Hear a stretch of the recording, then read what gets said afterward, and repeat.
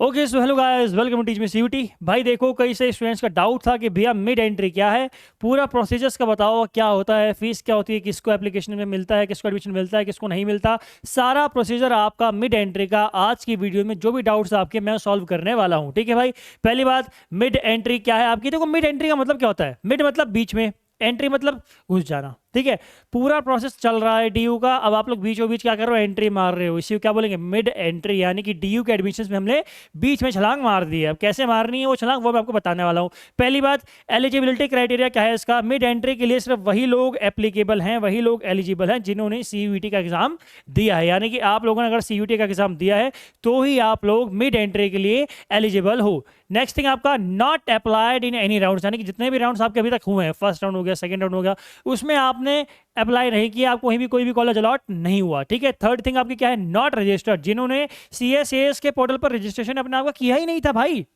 जिन्होंने डीयू में रजिस्ट्रेशन के लिए अप्लाई किया ही नहीं। आप बोल रहे भैया हमें तो डीयू में एडमिशन लेना है, हमारे मार्क्स तो अच्छे थे, हमने फॉर्म फिल नहीं किया, आप क्या करें।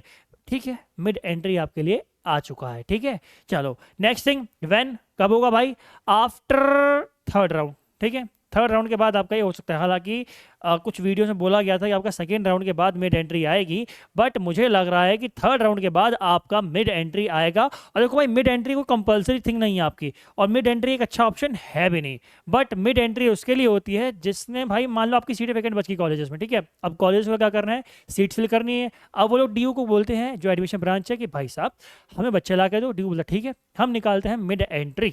तो मिड एंट्री में जो सीटें वैकेंट बचती है जिन जिन कोर्सेज की, वही स्टूडेंट्स उसके लिए अप्लाई करते हैं और अपना एडमिशन उसमें लेते हैं। ठीक है, अगली चीज, फीस कितनी होती है आपकी। फीस होती है इसकी 1,000 रुपये पूरे, और ये होता है नॉन रिफंडेबल। यानी कि आपका एडमिशन हो चाहे ना हो, सानू की हम ये फी रिफंड आपकी नहीं करेंगे, ऐसा डीयू का कहना है। ठीक है भाई, डीयू आपकी फीस जो है 1,000 रुपये वो रिफंड नहीं करता। बट हाँ, एक और बता दूं आपको, वीडियो देख के खुश हो रहे भैया मेरे को ये वाला कॉलेज मिला था, मैं मिड एंट्री में कर दूं क्या। देखो, अगर कोई कॉलेज मिल गया है तो भाई ये रिस्क मत लेना, मिड एंट्री रिस्क है बहुत बड़ा। ठीक है, अपने आप में रिस्क फैक्टर है, इसको सोच के मत बैठना कि भैया मेरे को कॉलेज मिला था, मेरे को अच्छा कॉलेज चाहिए तो मैं मिड एंट्री कर लूँ।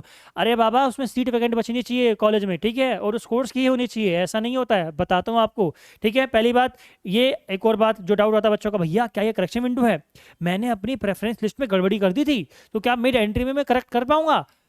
आपका भ्रम दूर कर देता हूं मैं अगली स्लाइड में। ठीक है, देखो क्या है, पहली बात, प्रोसीजर क्या है इसका। प्रोसीजर पूरा है, पहले आपका आता है नोटिफिकेशन। नोटिफिकेशन आता है कहां पर, आपके सीएसएस के पोर्टल पर। ठीक है भाई, पोर्टल का डैशबोर्ड आपको बता ही रखा है मैंने, जाके देखना है उसमें। फिर आपको करना पड़ता है रजिस्ट्रेशन, किसके लिए, मिड एंट्री के लिए। इसके बाद आपके पास ऑप्शन आता है सब्जेक्ट मैपिंग का। आप डाउट्स यहीं से शुरू, भैया मैंने अपना इस वाले राउंड में जो सब्जेक्ट मैपिंग गलत कर दिया, क्या मैं करेक्ट कर पाऊंगा। यही बात बोल रहा हूँ, ये करेक्शन विंडो नहीं है, ये आपका स्टार्टिंग से हो रहा है पूरा। जो फेज 1 भी नहीं कर पाया था, ये पूरा आपका स्टार्ट। मान लो आप डीयू जो है नोटिफिकेशन निकाला है कि भाई मुझे बच्चे चाहिए और आओ, आप क्या कर रहे हो, रजिस्ट्रेशन कर रहे हो। ये आपका स्टार्टिंग से प्रोसेस है, करेक्शन विंडो नहीं है। ठीक है, करेक्शन विंडो आपकी नहीं है। ठीक है, अगली चीज, सब्जेक्ट मैपिंग करने के बाद पूरा करोगे कि क्लास 12 में कौन सा पढ़ा आपने, सीयूटी में कौन सा दिया, ये पूरा आप लोग क्या करोगे, मैप इसको करोगे। इसके बाद आपके पास ऑप्शन आएगा प्रेफरेंस लिस्ट का।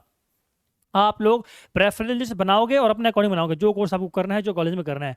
अब ये श्योरिटी नहीं है कि आपने जिस कॉलेज में जो कोर्स फिल किया है उसमें आपको एडमिशन मिल जाए, because it totally depends on vacant seats. अब कौन से कॉलेज में कौन से कोर्स की सीट्स वैकेंट हैं ये आपको नहीं पता होता। ठीक है, और ये डीयू इतनी जल्दी हमें बताता भी नहीं, हालांकि सीट्स ये लिस्ट रिलीज करता है। ठीक है भाई, लेकिन आपने भरा हिंदू कॉलेज, मुझे हिंदू कॉलेज में पॉलिटिकल साइंस ऑनर्स चाहिए मिड एंट्री में, बट वहाँ पे सीटें वैकेंट है कि नहीं ये भी तो होना चाहिए ना भाई। अब आपको देनी देंगे कॉलेज, देंगे वो कॉलेज जहाँ पे सीटें वैकेंट आपकी होंगी। ठीक है, बट प्रेफरेंस आपसे मांगी जाती है, ये पूरा प्रोसीजर आपका होता है। ठीक है भाई, तो आपका जैसे मिड एंट्री आए अपना फॉर्म फिल करो और अपना एडमिशन इसमें इंश्योर करो। ठीक है, बाकी रिस्क फैक्टर है, ये तो मैं कह रहा हूँ, जिसको मिल गया है वो लोग मत आना मिड एंट्री के लिए। ठीक है, जिसको कुछ नहीं मिला, जिसने कुछ किया ही नहीं था अभी तक, डीयू के लिए फॉर्म फिल करना ही भूल गया था, रजिस्ट्रेशन ही नहीं किया था, वो लोग क्या करो, मिड एंट्री को अपना बेस्ट ऑप्शन बना के अब इसमें एंट्री ले लो। आई होप आपके डाउट्स क्लियर हो गए होंगे। स्टिल कोई डाउट है, डिस्क्रिप्शन बॉक्स में टेलीग्राम चैनल का लिंक दे रखा है, अपनी पर्सनल इंस्टाग्राम की आईडी देखिए राघव सर की। ठीक है भाई, जाके देख लेना, उस आईडी को